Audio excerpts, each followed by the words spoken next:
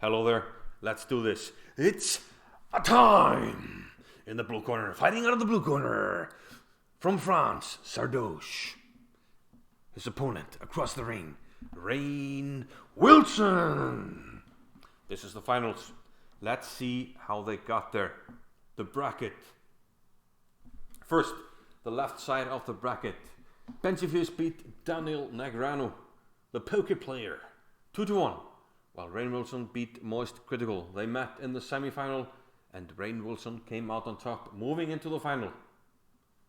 On the other side, Sardoche beat XQC 2-0, while Ludwig defeated Logic. But Sardoche came out on top in the semi-final 2-1, and therefore we have final Rainn Wilson against Sardoche. That's the bracket. Let's move into the match. It's 2 games.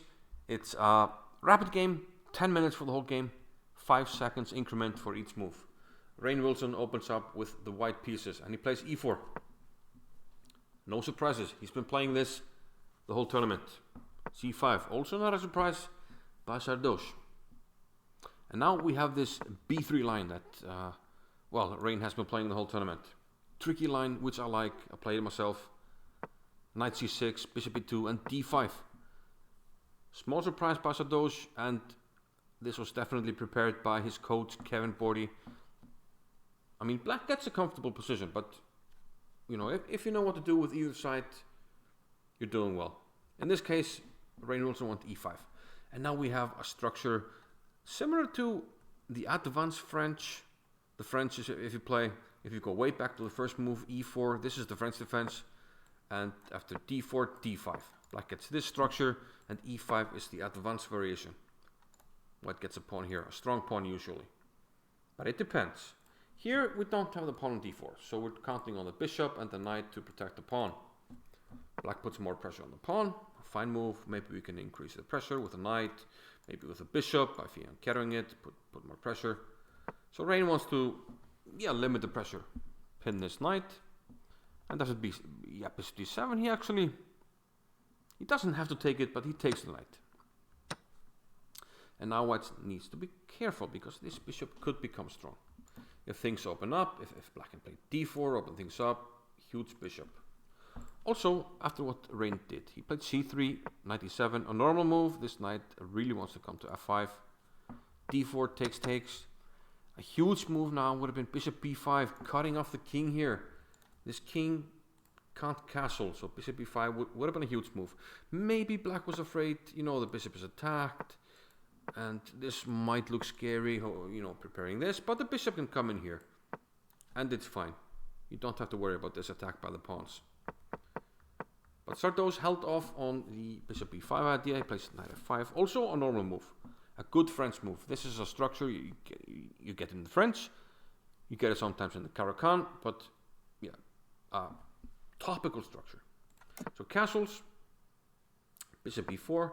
I prefer bishop b7, but this is actually interesting because what Rainn plays now is kind of tempting. a3, kick the bishop back, kick it again, but also it creates a lot of weaknesses. And we saw these type of weaknesses in Sardoche's semi-final when he had, if you look back at that video, he had a knight maneuver. He had a knight here, which could have gone here, here, and here. And I think he might have learned from these weaknesses.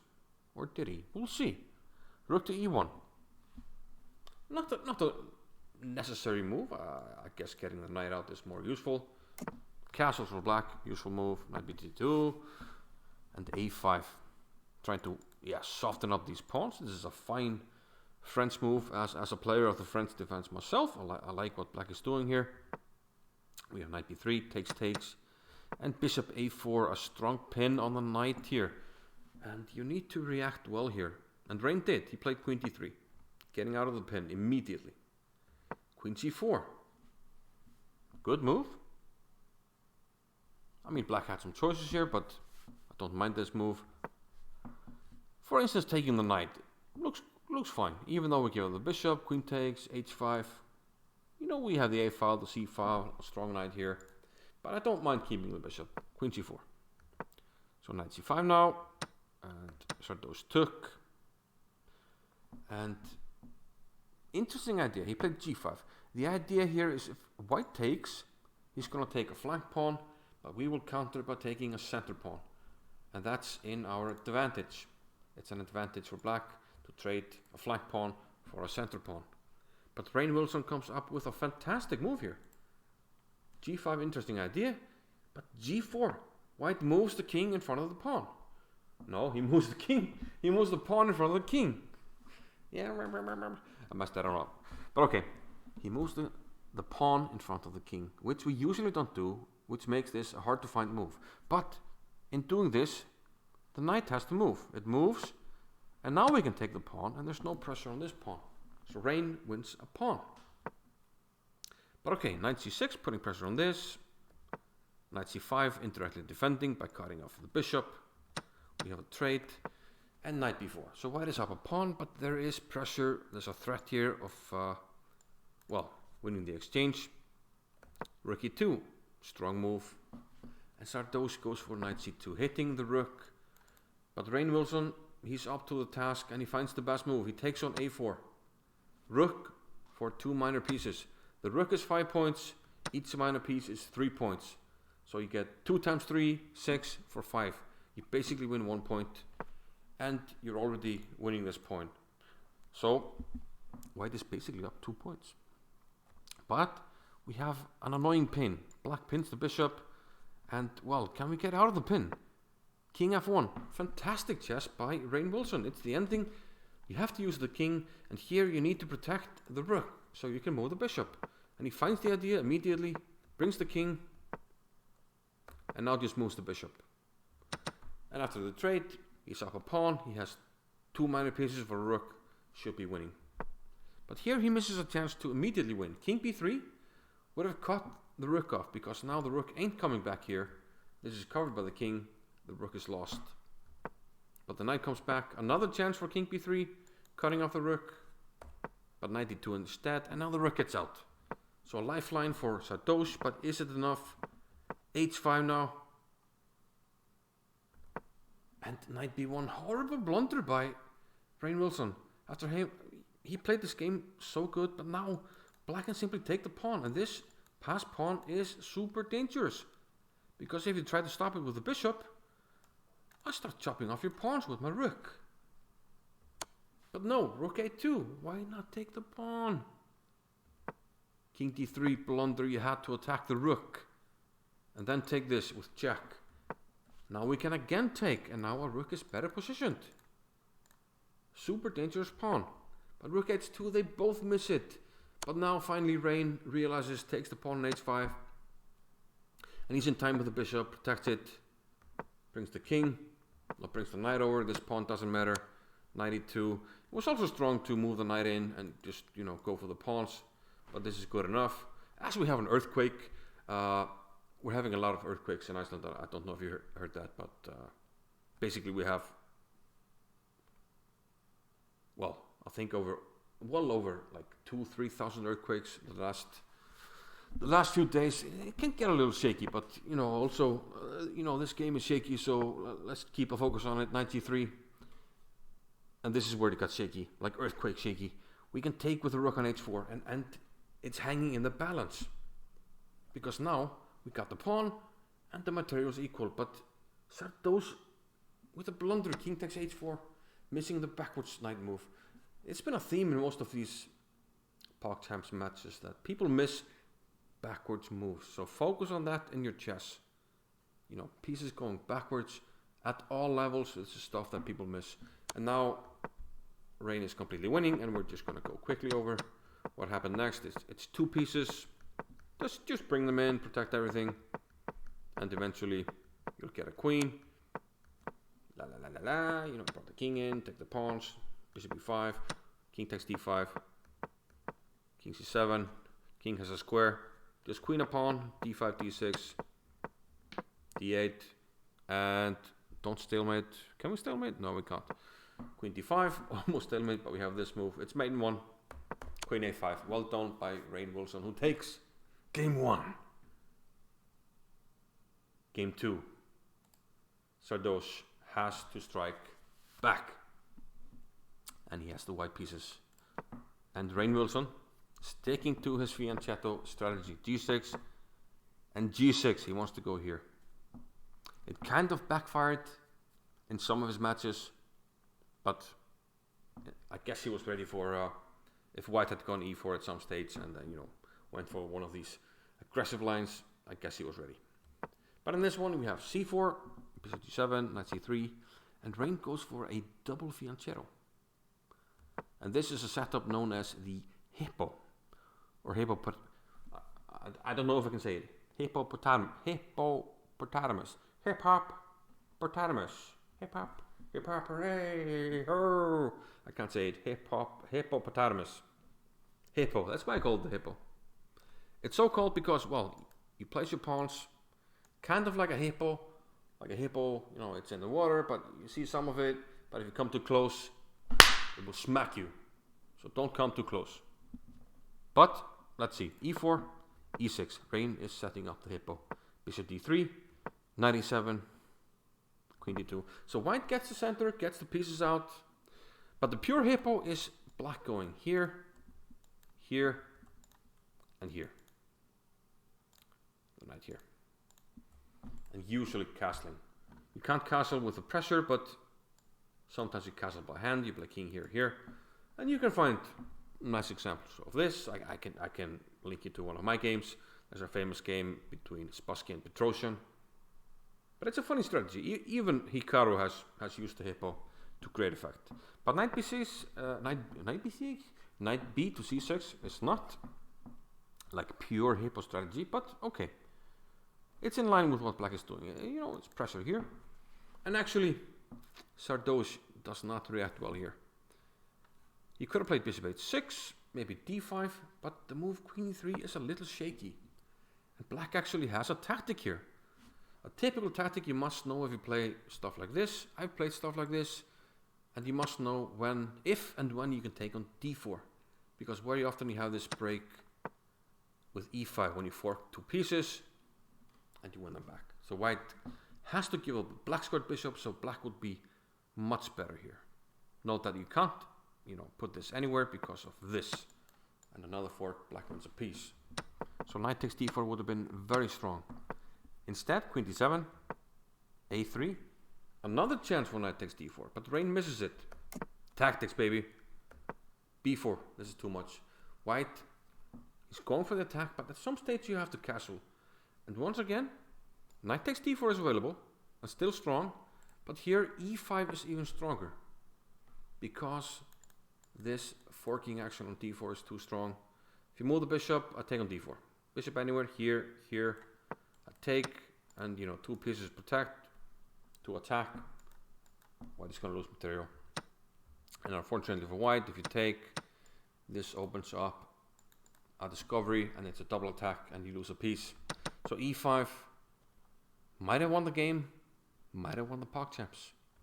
Instead, rook d to f8. Strange move. b5, knight a5. And again, I think White should castle, but he plays e5. f5, takes. One more move, rook d1. Yet another move, attacking the knight comes back. And now finally White castles, but now he should have taken care of the pawn. Protect it and then castle. But he castles and he blunders the pawn. So good news, bad news. You did blunder a pawn, but however, you now have the open c-file against the king. Queen e2, good move. And now Rainn should go back, make the knight defend, try to use your extra pawn. Get the king here. Use the d5 square, but knight takes a3 is too greedy. Now, Sardoche doesn't find the best move. The best move would have been bishop d3. Why? Because it dominates the knight. The knight on the rim is dim, doesn't have a lot of chances, and the bishop covers all the squares. And now you just move the rook over and you win the knight. But bishop d3, also a good move because while you're threatening this, we have knight d5, takes, rook c1, king b8. And here, White has an unbelievable move to win. I'm going to let you pause and try to find it. It's an unbelievable move. Sardoche didn't find it. I didn't see it. But according to the computer, it's completely winning. Can you find it? In the game, Sardoche played bishop takes d5. Logical move. But the winning move is the unbelievable rook to c6. Can you believe it? I kind of can't. Well, if you take this bishop, I take with the rook. And notice that we have a big discovery check coming up. So you kind of have to take this. But now, rook c1. So white is down material, but all the pieces will come in with ferocious potential. And the computer says it's over +4, completely winning. Very hard to see, but it would have been very nice. But also very unbelievable. And if he had found it, then probably, you know, something fishy was going on. So he played bishop takes d5. A logical move because you can play rook c6. And this was actually a great find because black's threatening to take the pawn with the knight. But here you cut off the queen. So now you can't take the pawn because the white queen is covering if you take the knight. Also, a big threat on this pawn.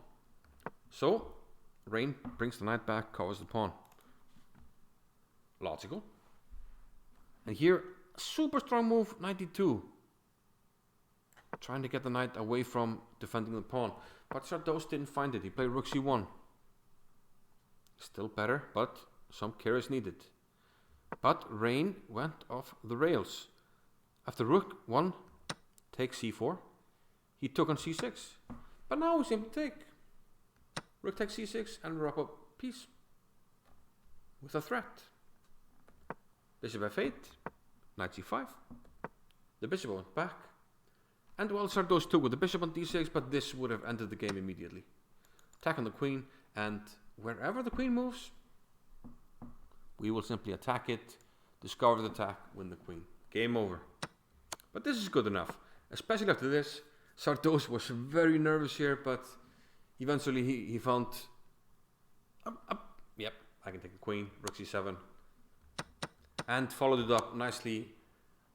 The tactical training kicked in immediately. He found this move, double attack, picking up everything, and the next few moves, just picking it up, check, take,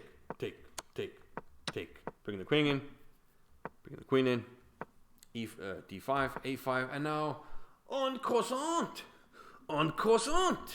b takes a6, the en croissant wins the game, queen b7, checkmate, thank you very much, see you next time.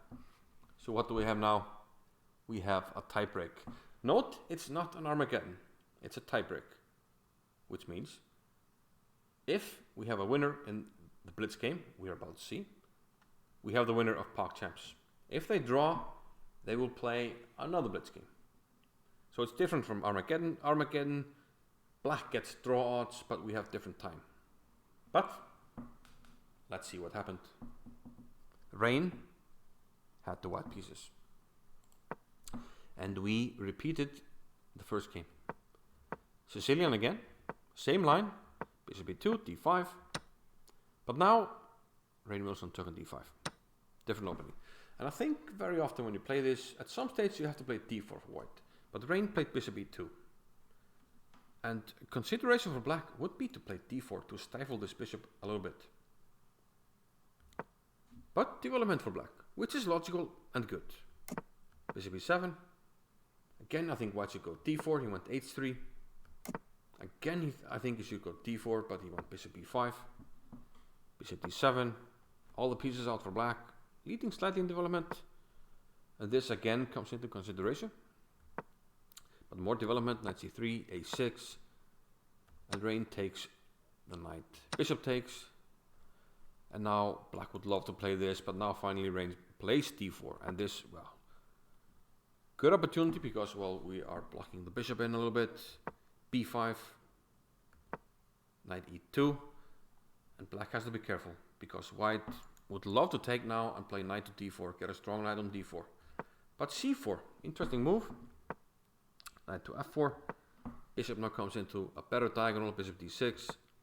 Queen protects, but queen c7, attacking the knight. Remember, this was a blitz game, no increment. And Sardoche got the time edge here. We have knight e5. And now Sardoche found a great continuation. Knight e4, hitting the queen. And f6. The knight has to move, but where does it move?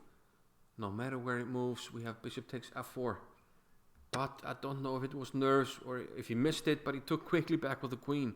You could have played bishop takes f4, hit the queen, and then maybe take. Also, we have a check here, so this should be winning for black. All sorts of in-between moves, completely winning, but queen takes c6, queen f3, and here things go wrong for black. Queen c7, he hangs the d5 pawn, and Rainn, getting down on the clock, close to a minute, he finds it. Knight takes d5, attacking the queen, undermining the knight. It's now under attack. So a lot of things hanging for black. Maybe a little bit of a panic check here. Bishop h2. And now Rainn has two choices. King h1 is fine. When black has to play for time. So let's say king h1, maybe a move like this. Because, well, we have the queen hanging and the knight, so we're trying to save something. So maybe something like this. I don't know if that works. And play for time. I mean, white is winning, but Rainn only has a minute. Instead, after bishop h2, Rainn played king f1. And can you find the move that won PogChamps? Black to move and win immediately. I think you can find it. Yes, knight to d2, it's checkmate. Let's see how Sardoche liked it. I think he liked it. Let's check it out.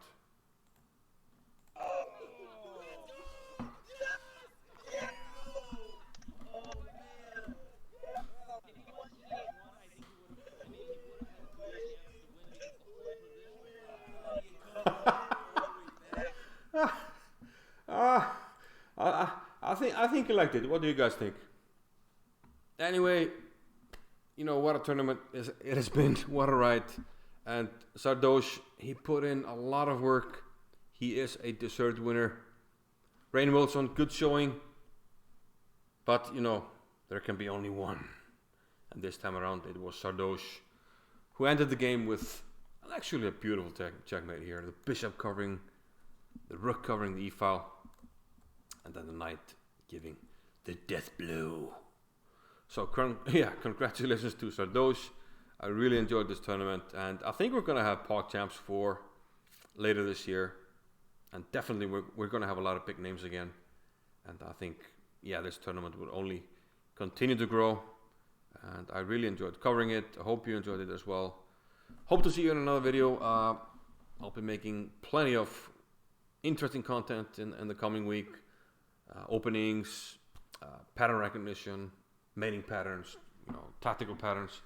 And I hope to see you soon. Thanks for watching, and I'll see you. Bye-bye.